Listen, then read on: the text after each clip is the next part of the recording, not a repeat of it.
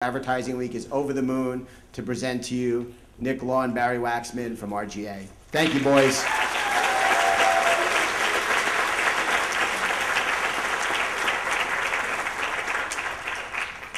Thank you.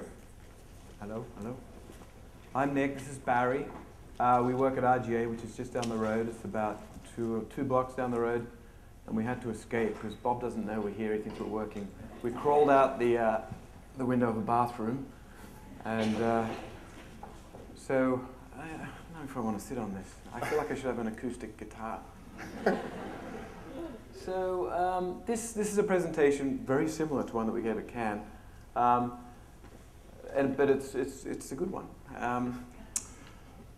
Yes, it's about designing an agency for the digital age. So we've divided the presentation into two. The first piece, Barry's going to speak, who is the smartest man in advertising. Self-proclaimed. Well, he's the smartest man from advertising from Cincinnati who's a Jew with hairy knuckles. Which narrows it down a little bit, but he's pretty smart. And he's going to talk about why. Why do we need to redesign the agency? And of course, everyone has a version of this presentation, but Barry's is without doubt the most insightful. And then I'm going to talk about how. So I'm going to talk about the nitty-gritty and grind you all into a fine powder with specifics, because I think it's really important. Everyone has a PowerPoint presentation about the new environment, what needs to be done, but I think it's important to talk about what do we do about that. So we're going to rewind a little. I'm going to stand up. This is sort of weird. Do you mind if I stand up? No, I think you should, Nick. We're going to rewind back to 2005. We've been talking about agency models for a while now. This was the first time that we actually made a presentation. Bob presented at Cannes. What was the name of the presentation that he gave? Do you remember? Towards a new model. Something about models and stuff. But it was 5 years ago, and you know, Bob at that time was known as this very strange, tall, Asperger's inflicted gentleman that people sort of paid attention to, but now they should have paid more attention to him because a lot of the things that he talked about have sort of come true. Now, we talked about the model in terms of the icons, and this is what we thought the old model was, which was strategy plus creativity times mass media equals ambiguous results. And so we came up with the new model, right? And of course, it's purposely complicated because we want to pretend it's a lot more difficult than it is. But it basically is something around like collaboration, data plus strategy plus creativity times media neutrality times efficient production equals measurable results. And we had t-shirts and everything. It was a lot of fun. And the reason, obviously, we're all trying to come up with new agency models is not because we want to make more advertising, or at least I don't think it is. I think it's because we want to sell stuff. And so I'm going to start by talking about this quest that has been going on for a while that has nothing to do with advertising, right? And I'm going to start by going back to just before the turn of the century when they were trying to sell, they being the McKinley campaign, were trying to sell their presidential candidate, William McKinley. So what was interesting about this was that he was outmatched by his Democratic opposition. And one of the ways that you advertised your candidacy back then was you got in a train and you travel around the country. And his opponent, Jennings, was a great orator. He couldn't because his wife was sick. So he chose to stay at home in Canton, Ohio beside his wife. And as a result, there were lots of sort of advertising innovations that came out of that. The first time pins were used for campaigns and memorabilia. And the sort of killer piece of memorabilia / campaign was something that a gentleman called Sam Lloyd designed. Now, Sam Lloyd, at the time, designed these games, and he was famous for it. He was very, very famous. And games were these cardboard games. This is a disc that you turned around. When you turned it a particular way, one of these guys falls off the earth. And so it's a puzzle. And McKinley's team printed something on the back, incidental, right? But the point was, this game or this puzzle was thought of as a very important piece of sort of advertising medium. And in fact, 20 million of these was distributed. 20 million. You know, we get excited when we get, you know, 1 million hits on YouTube. And it caused all sorts of compulsive gaming behavior, people driving trains off the tracks because they were trying to figure it out. And it was, like texting and driving. So interesting way to sort of solve the problem, right, of how to go forward a little bit. And we're in France, and we're trying to sell tires. The Michelin brothers are trying to sell tires. And so they came up with something pretty ingenious, which has stood the test of time, and that is the Michelin Guide. Originally, they gave it out for free, but then they decided that was devaluing it, and they charged for it. And it's still around, and it's still the measure for all those things associated with driving, right? Going to restaurants and hotels and such. Ingenious, right? And the final example is we're now in the advertising age. JWT is trying to sell this stuff here, which when we presented this at Cannes, I had to tell the French this was cheese. Because that is actually illegal in France. But they were trying to sell this, and whether they invented the cheeseburger or just popularized it, it became a product extension that helped sell something. So there's 3 ideas that if they had been entered in this year's Cannes, I think would have taken away titaniums. So what happened, Barry? I don't know. Well, I think it's your turn. Hey, can you turn that thing towards us a little bit? We can't see. Thank you. Technology. Oh, I didn't even notice. Look at that. Did you even notice that? No. So I think we all know the answer. What happened? This little gadget came along, or that little gadget, television. And television completely transformed our business.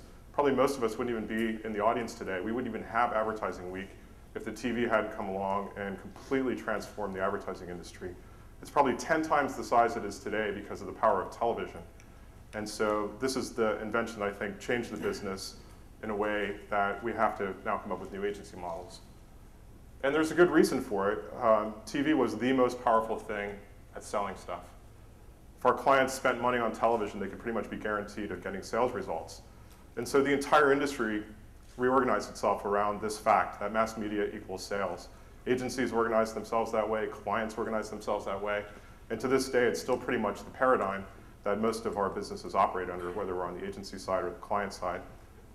But there's a big problem with this, which is that all of our clients are telling us that this paradigm is no longer working. They can no longer reliably get sales by just spending money on mass media. And so it's begging for a new solution, a new answer to exactly what Nick said at the beginning. We're in the business of helping our clients sell stuff. So there's 3 reasons why I think agencies need to transform. The first obviously being the fact that mass media has changed and we're demanding of our clients a new investment model. And in many cases, they don't really understand this model. And so it's somewhat foreign to them, so we have to change their thinking about what agencies actually do and what kinds of things they should be delivering.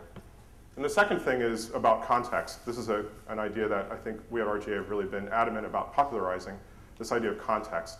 We think the digital age represents the multiplication of context in a way that has never really been seen before.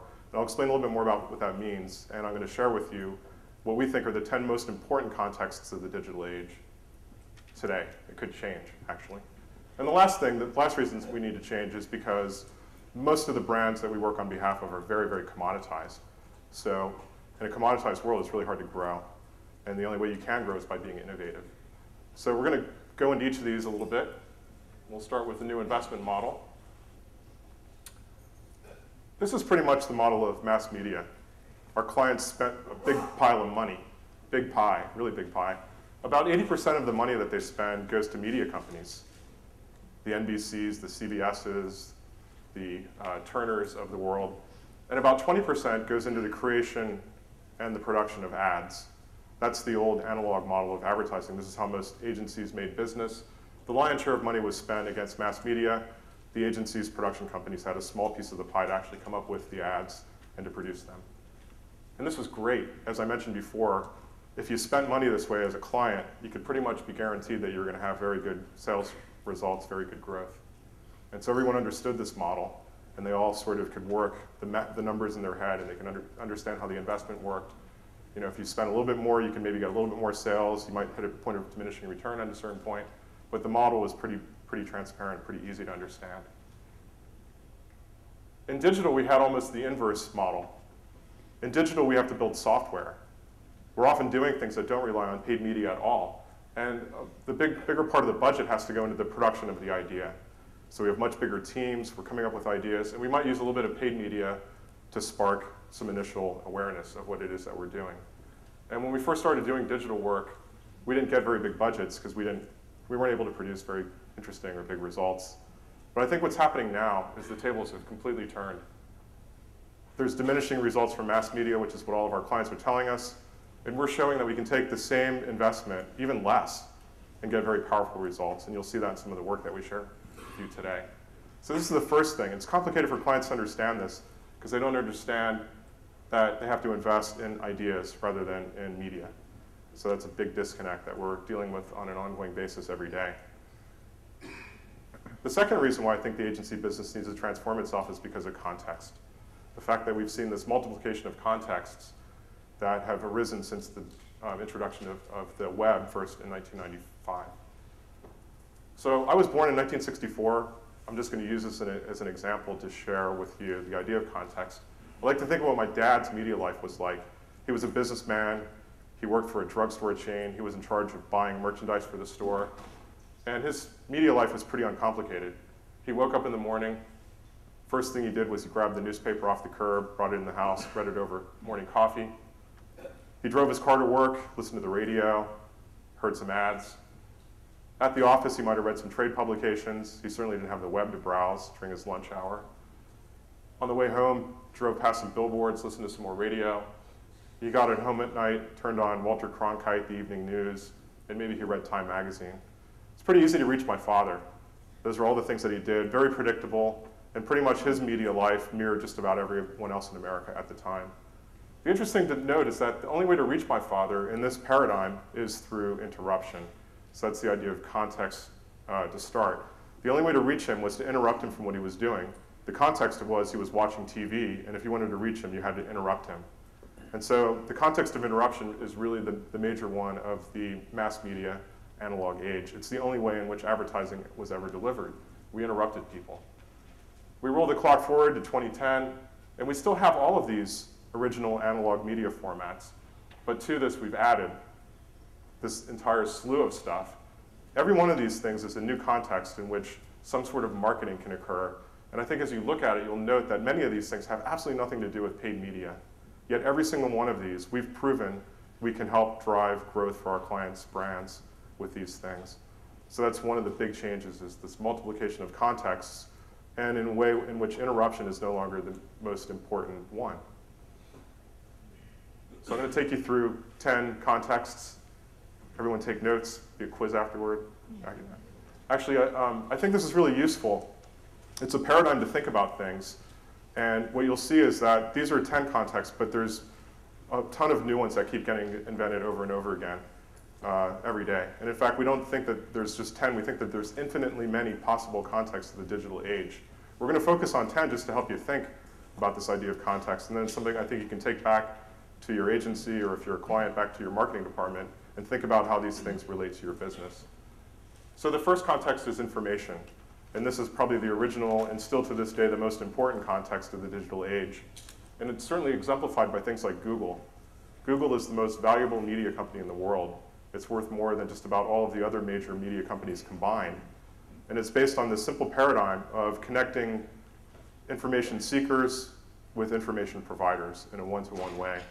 And so Google is certainly one of the exemplary pieces of context of information. But it's also represented in all the websites that we create for our clients, which are, as a starting point, are full of information. Any modern website is going to deliver the important information about our client or our brand. And so the information context was the original context of the web, and to this day I still think it's the most important. The second context that I'm going to talk about is transaction. And this is really the main context of the dot-com era. It was all of the e-commerce things that emerged in the wake of the development of the web. And it's certainly exemplified by things like Amazon, which has completely transformed shopping. But what we see with our clients is that sometimes by innovating the way that we transact, we can drive growth. So this is Nike ID. This is something that we created for Nike back in 2003. And to this day, it's still a major driver of Nike's e-commerce sales. But just by giving people the ability to customize a product as part of the transaction. So that's context number 2, is transaction. The third one, participation. This is probably the primary context of the Web 2.0 revolution. It's all the ways in which people participate somehow in the digital medium. And it's certainly exemplified by things like Facebook. Here's Nick's Facebook page. You can all be his friend. But we've done tons of campaigns for clients where we ask for people to participate in them. And this particular one we did for Pepsi got hundreds of thousands of participants, but many millions more of people who just came to watch. So this is the third most important context of the digital age, participation. Number 4 is conversation. And it's certainly exemplified by Twitter. And I often give the example when I talk about conversation of the movie Bruno. How many of you in the audience saw the movie Borat, which was the original Sacha Baron Cohen? So almost everyone saw that movie, and we all thought it was great. When the studio that was producing Bruno knew this movie was going to come out, they spent over $100 million marketing this movie in the US. And on the first night, it had a huge box office. Everyone went to see this movie, not everyone, a huge number of people went to see this movie on opening night on a Friday night. And the next day, the ticket sales had completely plummeted. And they attributed it to the fact that Twitter had interrupted the media spend, and it gave people a one-to-one way of hearing from their friends that the movie sucked. And so they all stayed away from it. So that's an example of the power of conversation as one of the drivers of context in the digital age. And it's also exemplified by things like 12th Force, which Crispin won a Titanium Lion at Cannes this past year, of showing how conversation can be integrated back into things like customer service. Fifth context is application. We're all familiar with all these majorly powerful apps that have transformed our lives, things like Flickr that allow us to upload and share our photos. There's a powerful piece of software sitting behind most of the things that we do online, whether it's Facebook or Flickr. But it's also powerful for our clients. We see the example of many applications that are created that help transform a relationship that a brand has with its customers. So application is the fifth context of the digital age. Number 6 is location. And this is really the key to the mobile revolution that's going on right now. So it's certainly exemplified by all the mapping technologies where we're giving people the ability to look for things on a map, search on a map. And that's actually really an interesting point about the power of context. We often start with a context like search, and then we allow people to search on a map, and we've created a new context where we're searching for a location. So that's what happens, is that new contexts get invented by mashing together old ones all the time. So location, we've developed applications for our clients that use location as a primary tool to help drive the sales of a mobile phone. Diversion. This is a pretty obvious one. A lot of agencies have done work in this space. It's certainly exemplified by all the things that we do online, like Hulu, to spend some time watching some entertaining programming. But many agencies have really built a business around creating diversions that attract millions of people. Crispin's particularly good at this, going all the way back to Subservient Chicken, up through all of their work that they've done for Burger King over the last half a dozen or so years. Distribution, another critically important one. YouTube has over 7 billion videos. 7 billion, that's like a mind-boggling number. And the context in which people are using YouTube keeps changing. So it might have started with people sharing little silly videos of their pets or their babies, but today there's a huge library of content on YouTube that is about how-to stuff, how to change your oil in a car, how to use a particular product, how to update, a piece of software on your iPhone that's crashed. So there's just people sharing with each other all this great information that's relevant to a particular issue in their lives. But we've also seen now the power of distribution to power these big ad campaigns. This is probably the hottest thing that happened this summer, the Old Spice campaign, series of videos on YouTube mashed together with a Twitter feed to drive the experience in a very unique way.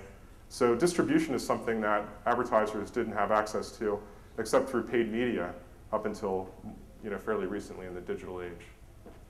Number 9, visualization, exemplified by things like Mint, the power of data to motivate us. We see how much we spend on restaurants each month relative to people who live in the same zip code as us or the same income. It's also been a powerful driver for our Nike client. This is Nike Plus. Showing people their running data has been a huge driver of the sale of running shoes.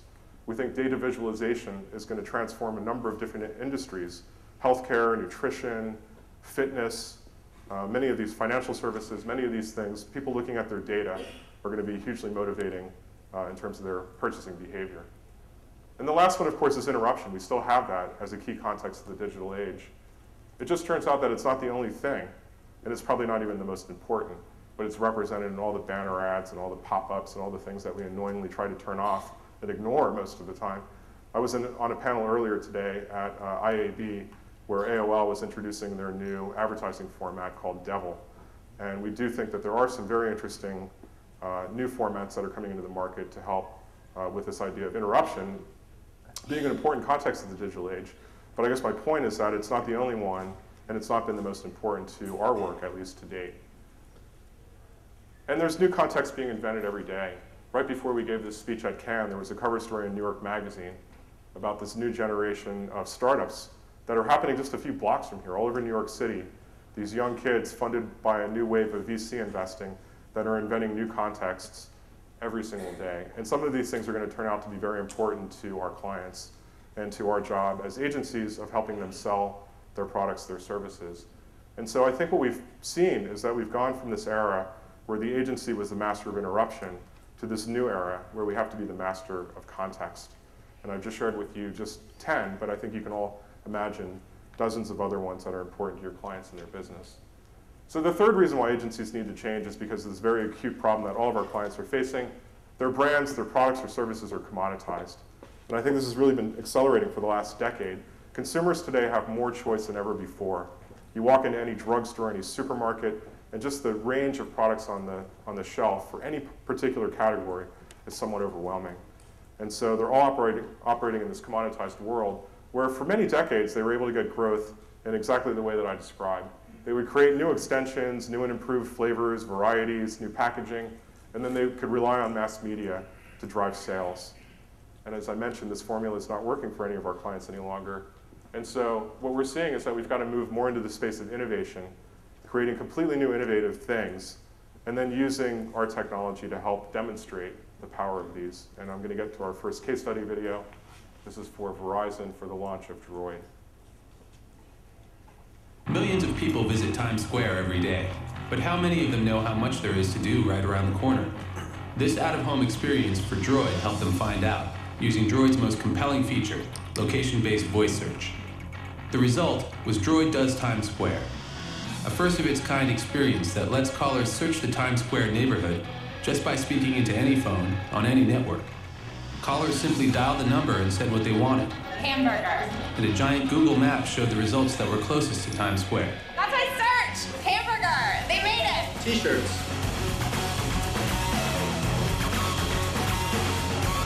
To deliver this experience, we put Droid devices at the core of the system. The result connected every caller to an actual Droid that performed real-time voice recognition. Spandex. Secret phrases also displayed animations, like turning the signs off or running them over with a subway train, and playing time-lapse video. And we promoted it throughout the web. And what better way to test drive a Droid than by using it to navigate the crossroads of the world with just your voice? Toys.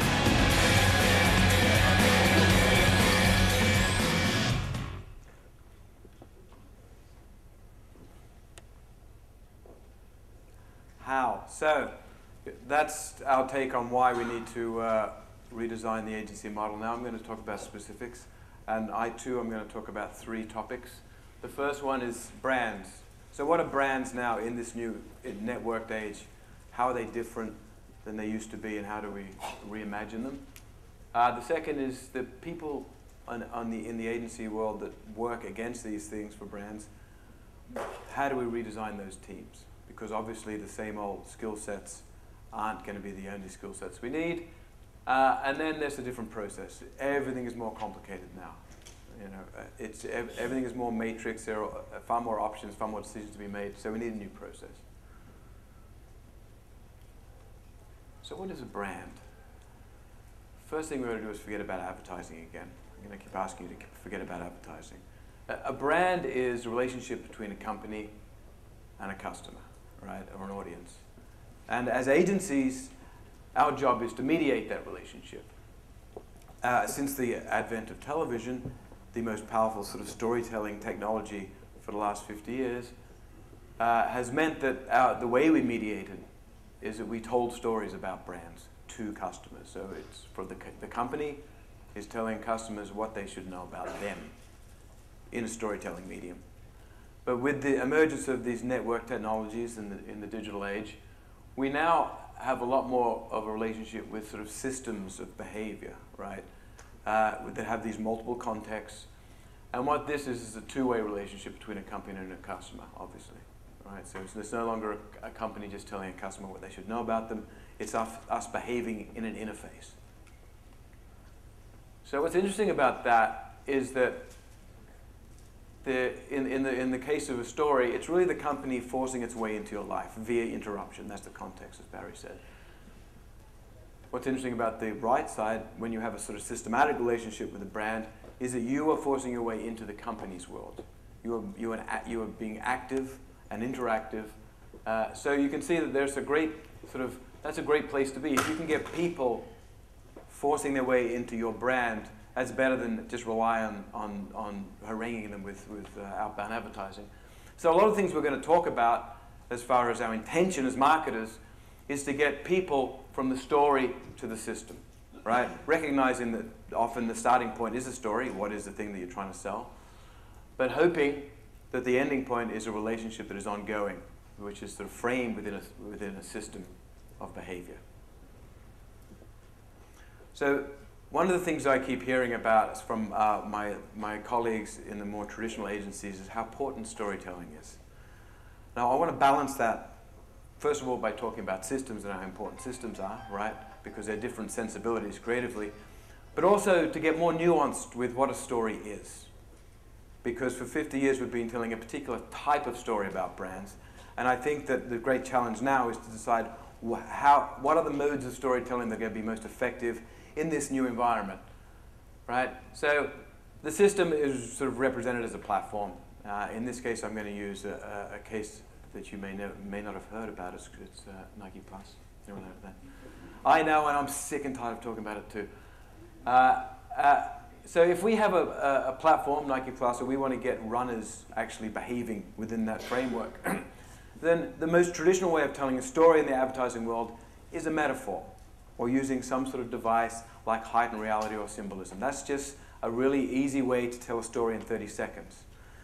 And it is this sort of Pavlovian response to a brief that a lot of agencies have when they get, when they engage a client.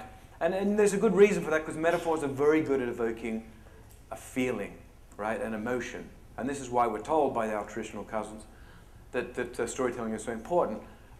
So by saying that what I'm trying to sell you is sort of like this, you're hoping that people know what the like this is. It's like method acting, right? I've never actually killed a man, but if I want to be a method actor, I can imagine when I killed an ant or something and it evokes a certain thing. So you use a situation as a proxy to evoke a certain relationship, a certain emotion.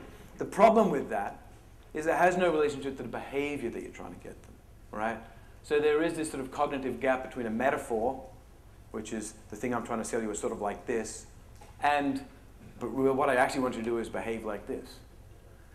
So that's an easy sort of way, the most easy sort of passive way to receive instruction or through a story is a demonstration, right? And I think the best example of demonstration as storytelling to sell a product is Apple, right? So Shire has done spots where they show the iPhone, and you can see how it works. They're very elegant. There's a story behind the demonstration, but it is essentially a demonstration of the product. You would risk all sorts of things by going completely metaphorical. Even the Mac versus PC ads that they do, which are sort of metaphorical, well, they are metaphorical, but they're still demonstrations in a way because they talk about very specific benefits, right? So we're getting closer to the system of behavior by showing people what that behavior is. Nike Plus. It's running plus a chip in a shoe that talks to your Nano or your iPhone and records your run. Plus a new way to train, plus a reason to get your ass out of bed, plus that little voice in your head urging you on, plus saving your runs, plus making real progress, plus not forgetting that really bad run, plus remembering a really great one, plus knowing how far you've gotten, plus knowing how far your friends ran, minus monotony, plus just to the next mailbox, plus motivation, plus just 10 more miles to your goal, plus a power song making you kick your own ass, plus looking good in a bathing suit, plus looking good at nothing, plus a challenge from a faraway friend, plus trash talk, plus beating you like a rented mule, plus bragging rights. Nike Plus. Running is just the beginning. So we did that as, it's a demo, basically. I mean, it has an emotional sort of tempo woven through it, and there are reasons that you should believe in the demonstration, but it showed interface. You see that, and you know why you're going to go and get Nike Plus. And we did that for in the digital space. It's not a great big production, but it works. We know that it works. When people see that, they want to use Nike Plus. So the last sort of mode of storytelling, which I think is probably the most important in this medium, is what I'm calling game. But what I mean by that is when the story is created by a participation in the platform that you've created, right? So the user generates a story by being engaged and there being an interaction. So the first two modes of story, metaphor and demo, are received.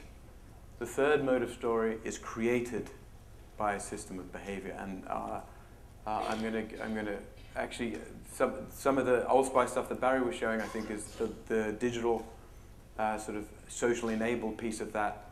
I think falls into that space when there's this sort of game mechanic, and you can get people experience in the platform before they actually go and buy the product that the platform is associated with. Then you've got a good chance that you're going to get them. Now, I use a metaphor to describe these three modes of behavior because I think it's sort of very instructive, and metaphors can be useful. And I use this metaphor because I think that what these three modes of storytelling tell us is something about the way we think, the way our brains work, right? Again, it's got nothing to do with advertising, it's got to do with humans. So if I'm a Paleolithic hunter, and I have the same brain you all have, but I live in a very primitive society, and what I'm trying to sell to my son is hunting, then I could use a metaphor. I could tell my son, when I killed that woolly mammoth, it was like killing the world. And there's a good chance that he's going to get very choked up and say, that's awesome, Dad, I really want to hunt. But he's no closer to knowing how to hunt when I've told him that. I haven't sold him the behavior, I sold him the feeling. It's very useful, and he's probably crying at this point. But if I pick up the spear and say, son, this is how I killed the woolly mammoth, right, then, now his mirror neurons are engaged, and he's imagining himself in this position. He's getting closer to that behavior, and he's more engaged emotionally, right? Then this is an important point, because we're told that traditional advertising is better at getting emotions, and digital stuff is about being functional. It's not true. If you can get people involved in a behavior, they are just by nature more emotionally involved. And in the last mode of storytelling, I could pass the spear to my son and say, hit that rock. As soon as he picks up that spear and starts playing the game, I've got him, right? I've got him in there. So it's just, the brain is more engaged when you are physically and engaged in that, creating the story yourself, right? So there are three modes of storytelling. The last mode of storytelling in the case of Nike Plus was something we did a year ago. On August 31st, 2008, history was made when Nike hosted the world's largest running event, the Nike Plus Human Race. The first global 10K, it featured races in 28 cities around the world, each with its own live concert at the finish line featuring top artists. But it wasn't just the size that made it historic. It was the fact that it couldn't have happened without the Nike Plus platform. Because for the first time, participants had a choice: run in an official race city, or run anywhere in the world by using Nike Plus. As the lead agency, it was our job to connect people to the race in the digital space and beyond. Excitement for August 31st began to build, until finally, race day arrived. When it was all over, the numbers were unprecedented. 800,000 people ran in 142 different countries, running 2.5 million miles, and competing in 280,000 new Nike Plus challenges. But perhaps more importantly, millions of dollars were raised for 3 global charity partners. And it couldn't have happened without putting a sensor in a shoe and pairing it with the world's largest online running club. So after the human race, we had a few 100,000 more people join Nike Plus, register with Nike Plus, who on average visit the site 3 times a week. And it's because we engage them in a game. That was the story that they wanted, a story that they created themselves. So they're the 3 modes of storytelling. I'm now going to talk about the talent that we put against creating stories and systems. So when a client buys us, this is what they buy. A bunch of big squishy brains, right? They get the building from Bob for free, and they get the brains. That's what they're buying, right? At an atomic level. But you're also buying the brain of the agency, the collective brain of the agency. So interestingly, and by coincidence, if you look at the brain, the left-hand side is really the center of story, and the right-hand side is the center of system. What I mean by that is the language lives in the left-hand side of the brain. And the way the left-hand side of the brain processes things is in a temporal manner, at a one-at-a-time manner. The right-hand side of the brain is the systematic side. It understands spatial relationships, and it's good at pattern recognition. And the way that side of the brain processes things is all at once.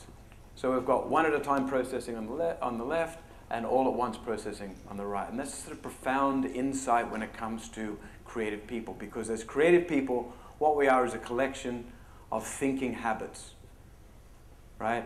I think one of the problems in our industry, from the creative point of view, is we think that creativity is this magic thing that we come up with in the shower. It's not true. You get good at being creative after you've been doing it for 10 years, or in the case of Brian Collins, I don't know, about 30 years now, Brian. You get better when you do it more often. I think it's pretty well established, right? And so the sort of hubris of someone who spent the last 10 years writing TV scripts thinking they can come up with, out of the blue, great systematic ideas, and vice versa, needs to be forgotten, right? You need to curate teams that represent both, because we think in a particular way. The paths in our brains have been worn, and we need to be using what we're good at. So let's recognize that these are different sort of aptitudes because they're different parts of the brain. So story and system is on each side. And the other thing that we need to do as agencies, apart from doing both of those things now, is we need to be able to think, and then we need to be able to make, right? And the relationship between these 2 things we know is very important, and it always has been, because there's lots of cases of agencies that can think very well, but it doesn't matter because they can't make it, and agencies that make stuff really well, but they're sort of frivolous because they're not very thoughtful. So we need to be doing both of those things. So what I'm going to do is map against this little graph aptitudes, right? Because this is everything we do in the agency. Now, for 50 years, our industry, from a creative point of view, was driven out of that top left-hand corner. And the reasons were, as we said before, that advertising was about storytelling, because the technology that delivered advertising to us was a storytelling technology. So we have an art director and a copywriter. They're both conceptual, and they come up with stories. And when they come up with a good story, they hand it off. This is an important point. They hand it off to a production company, right? So this is an art director and copywriter. They hand it off to Smuggler, and then they get Fincher to direct it. It's going to be pretty good. The most important thing to understand about this is because what they're creating down there, what they're making in the left-hand bottom side, is a template. All you need to worry about is the craft, because it's a template. You don't have to think about the context. All the things that Barry talked about. We know what the context is. We're going to interrupt them when they're watching I Love Lucy. Okay? So if we just worry about the craft, get the right directors, they're going to make this 30-second spot, it's going to be great. So I can write a script that it can be just okay, hand it off, go and get some craft services, come back later, and it'll be great. And we've been doing this for 50 years. It's a well-oiled machine. Brilliant talent, because it's mature, there's great people in it, and it's a sort of proxy for Hollywood, so you get all those people that want to go to Hollywood going through advertising first. So we've got all this extraordinary talent, and you can hand it off, right? Now the problem is that on this side of the world, it's much more complicated. It's not a template. We're creating media as we go. We're inventing it as we go. It's always bespoke, unless you're doing ad banners, right? Which would.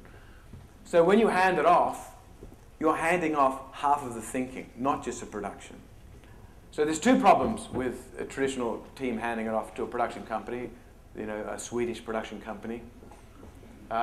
in the digital space, for example. One is that our medium does more than tell stories, right? It creates utility, it forms habits, it delivers information. It doesn't just tell stories. So why have we got storytellers? It does that. Our medium does, or our suite of mediums can do that, so it's important, but it's not the only thing to do. So if you're only telling stories in our space, you're looking at our space through a keyhole. The other problem is, if you're handing it off, then you're not getting the benefit of the people that make the stuff, because they're not just doing production, they're inventing the medium too. So, if I'm a traditional company and I want to work with Barbarian Group, I get them in straight away. They sit at the same table as me. The technologists sit at the table with me. I don't go and tell them what to do after I've come up with the idea. So that doesn't work. So the other thing here is that there is a creative missing, or at least a creative sensibility, and that is conceptual, systematic thinking. The best example of that from a sort of title perspective is interaction design. We have about 60 interaction designers. Chloe, how many interaction designers do we have? 90 interaction designers at IG. So we have got, they're about the same as copywriters, visual designers a bit more. This is a very, very important creative discipline. Now, the reason we don't recognize it as creative is because it's not storytelling. And it's very difficult for our industry to think of anything creative if it's not storytelling. It's a design sensibility. And it's really important. When Steve Jobs held up the iPad and you wanted to buy it straight away, before you saw any ad, when he held up the iPad at the press conference, you wanted to buy it. Why did you want to buy it? Because the interface made the functionality apparent. The interface told a story. The interface was so beautifully designed and branded that you knew what you were going to do before you even touched it. That is a very important skill, right? It's very important. And there are lots of agencies out there that have information architects right at the end of the process. They should be right there with visual thinkers and copywriters. It's important, right? So we then have a relationship with the technologists who create these things, and we choose at RGA to have that in-house. We've got over 100 technologists in-house because we think it's important that you sit next to the people that make it, because they're creative too, right? They're creative. They're not just production, right? So this is sort of relationship that you have. And of course, it doesn't mean you can't have this sort of thing going on too. We have people that tell stories. We do campaigns also, and we make that stuff. And we do all sorts of other stuff, and it's really, really, really complicated. Which is why we're telling you this, because we know it's difficult for us. I can't imagine how difficult it is with someone who hasn't sort of built it for the last. Huh? Speed up, come on, go. Yeah, okay, all right. So this is what we're trying to get. We're trying to get a lateralized brain. As an organization, we want a lateralized brain. And I'm going to show you a case study now, which I think is a good example of storytelling sensibility, systematic sensibility, thinking, making, coming together. We're talking about cyber abuse at the hands of other teens through social networking sites, text messages, and emails. 3 teenage girls were charged with disseminating child pornography. Everyone has these photos of her. Somebody hacked into her profile on Facebook. Some of these teens may not realize they're really being stalked by their boyfriends. The Ad Council asked us to help curb teen dating violence. When we started talking to kids, we found that teen dating had gone digital and abuse had followed. We had stumbled on a huge problem that had no laws and no defined boundaries, a problem no one was addressing. The more we talked to teens, the more we realized they wouldn't listen to adults preaching at them about such a personal subject. So our strategy was to develop an integrated 360 campaign that empowered teens to decide for themselves what is right and wrong. You think you could get her to send some nude pics? Click A, B, or C. C? Send her pics of my junk. Yeah, that's it. Take it off. Get nasty, you nasty apple. Web banners, social networks and YouTube, outdoor and print, TV. Wakey, wakey. Tell you we love you. Holla back. Holla back. Nude pics. Send me some. Radio. Nudity makes me vomit. And a mobile site. I can't be away from my girlfriend for 10 minutes without her texting me. I feel pressure. Turns out, if you give teens the tools to start a discussion, treat them with respect, and get out of the way, they'll take it from there. That's not cool. .com. All right, quick. We're running out of time. Next bit. So the process is very different and complicated. So the process is basically going from thinking to making, right? That's always the process in agencies. And there is sort of chain of contingencies, which I think is true for any sort of creative discipline. When you're working with a client, you've got to figure out what's true, right? Hopefully, you figure out what's true. Out of all those things that are true about the client, what's relevant? What do you want to tell people? Out of all those things that are relevant and true, you know, how do we make them understandable? How do we make sure they're legible? And then hopefully you can make them interesting, right? So this is the sort of process that we go through. And there are all sorts of different ways of talking about this process, but basically they're the hurdles we need to go through, right? Now what's important, because things have become so much more complicated and those hurdles are a little bit higher because of the media environment being so much more complicated, then that sort of methodical march that the company starts, you know, from true to relevant to legible to interesting, we can sometimes forget that the only thing that the customer sees is the interesting piece, right? Because I say this because there's lots of digital agencies now. I'm going to pick on digital agencies, right? That are very good at coming up with things that are true and relevant and legible, but they're bloody boring, right? It's, you know, we can't forget we've got to be interesting, right? It seems obvious, but I see so much work right now that seems so strategically on that I can see the PowerPoints that were presented. And I know all the nodding people in the room, but it was just bloody dull, right? So the way you get around that, and this is sort of what prototyping is that you get a hunch, and as creative people or creative technologists, you have well-developed hunches, you go straight to interesting, right? And so sometimes you've got to short-circuit that methodical march to get good work. And once you've made something, just check, make sure it's legible and relevant. That's why you make it, right? So this is the idea of prototyping. You make something so you can think some more. Make something so you can think some more. This is a very different sort of process that we have, right? Now, so this process is a little bit different when it comes to the creative piece, depending on whether you're on the story side or the system side, right? So in the legible, you know, if you're trying to make something legible in the story space, then what you're trying to make legible is a message, right? So that's why I think that metaphors have a sort of limited use in the storytelling space.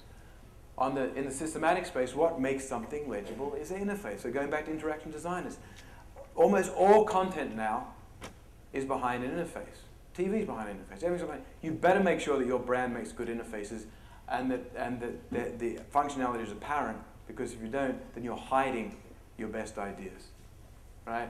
And then the last thing is interesting, and this is, of course, important. We know that in the storytelling realm that entertaining is the thing that makes it interesting. And we should know that when we're in a sort of systematic behavioral area, it's got to be useful. I'm interested in if it can help me. I'm not interested if it's just a bit of fun, chewing gum. It's got to be useful. So this next case study, I think, shows how you can go down those two paths, right? Storytelling and systematic, and create something larger without any collaboration, right? So you're going to see work that was done by Wyden and work that was done by RJ in this case study, and we never met them during this process. There was no collaboration because we knew exactly what we were doing and what we were tasked to do in our mediums. They live for the hit, the fingertip catch, the pancake block. How do you keep high school football players pumped for the game when they're not in their pads? You create an interactive tool that's useful in every aspect of their football life. With Head-to-Head, Nike Football introduced a platform that changed the way players scout their opponents, motivate themselves, and train to become better at their position. At its most basic, Head-to-Head is a stat comparison generator that produces a visualization of your stats versus an opponent, any opponent of your choice. Let's say you set your bar high, and you'd like to see how your season is measuring up against NFL MVP LaDainian Tomlinson. A couple of clicks and your stats are side by side. If LT's got an edge on you in 2008, a quick scroll will show how your stats compared to his last year, when he was in college, or even high school. With Head-to-Head, you can compare yourself to any player, at any level, at any stage of their career. And that includes your current competition. Want to see how your numbers stack up against your cross-state rival? Simply enter the names and an instant head-to-head comparison materializes on the page.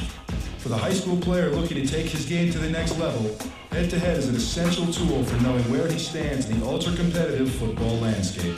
But that's only half the story, because what's a head-to-head comparison if not a motivator for improvement? Are your receiving yards coming up a little short? Simply click on that stat column to launch a video tutorial from all-pro receiver Hines Ward. Or maybe your open field tackling could use some work. A quick click and Pro Bowler Lofa Tatupu is taking you through the proper form and technique. So behind the stat-driven motivation is a video-driven education from the NFL's best players, one that's easily downloaded to an iPod and taken out to the practice field. And how do you launch a tool that's going to bring both football training and scouting into the digital age? You promote it in the right online spaces, and you see that it drops at the same time as an epic TV spot featuring two of your premier athletes going head-to-head themselves. Part number cruncher, part data visualizer, and part video trainer, Nike Football's head-to-head gives players the tool they need to get stats, get motivated, and get better.